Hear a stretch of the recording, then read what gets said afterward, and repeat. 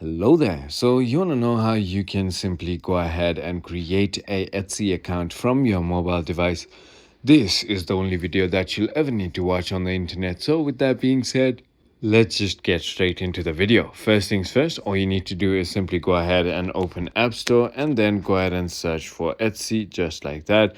Once you've searched for it, click on this application, download and install it onto your device and click on open.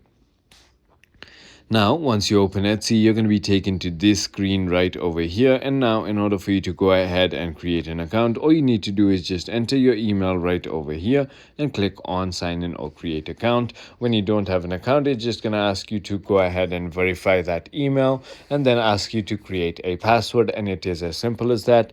If you don't want to do it with your email, you can also continue with Apple, Facebook. If you don't want to do it with your email, you can continue with Apple, continue with Facebook, or continue with Google. So I hope this video was helpful to you. If it was, hit that like button and I'll see you on the next one.